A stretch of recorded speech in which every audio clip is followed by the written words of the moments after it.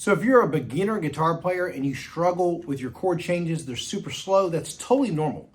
What I want to invite you to do today is try to think about your guitar playing in a way that you can move your fingers less between changes. So for example, when you're first learning guitar, a lot of times one of the first few chords they'll teach you is a G and a C chord. When I was first learning those, the G chord, they taught me the ring finger on the bottom string of the 3rd fret, first finger 5th string, middle finger top string, like that.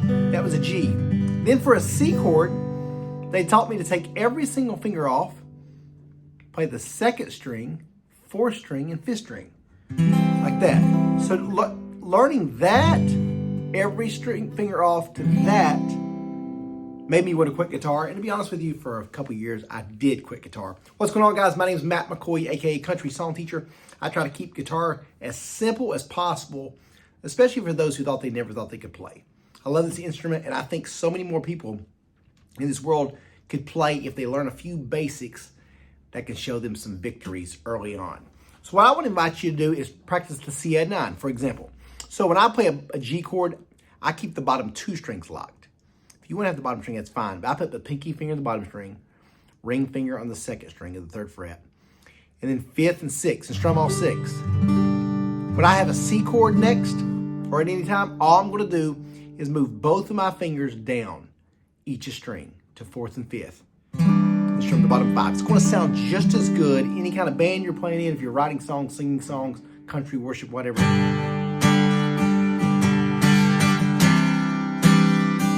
See how easy that transition is?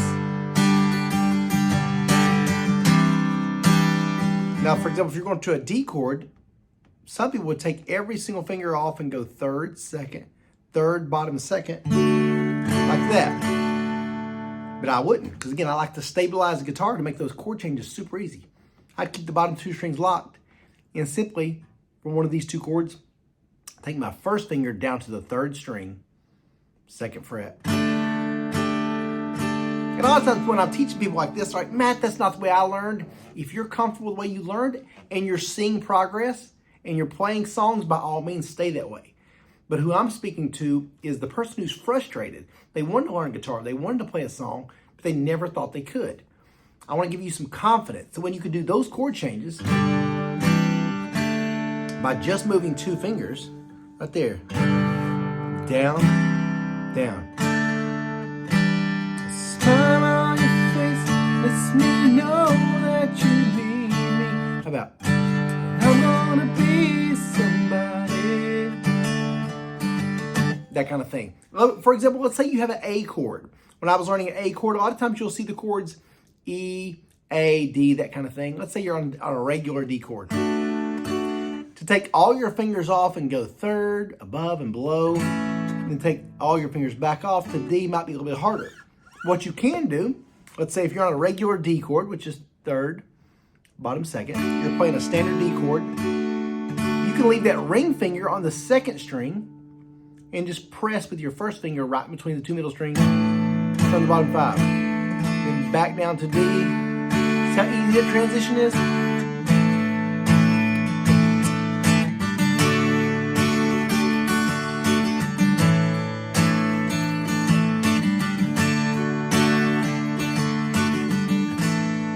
Another thing you can do, for example, I always talk about the B minor chord. You know, a B minor chord, if you looked it up on the internet, is a bar chord. You squeeze the whole 2nd fret with your first finger, then you play the 2nd string of the 3rd fret, then the 4th and 3rd, like this. But if you're a beginner, you're probably not going to be good at bar chords. You're going to struggle with that big time. So what I always tell people to do, play an A minor, 2nd, 4th, and 3rd. Regular A minor chord, slide up 2 frets, and strum the bottom 4 strings. So that transition. G,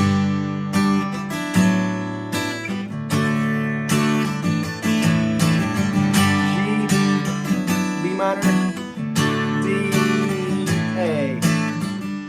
That's just a few little tips that can help you if you're a beginner, especially if you're a beginner and you can't play guitar at all.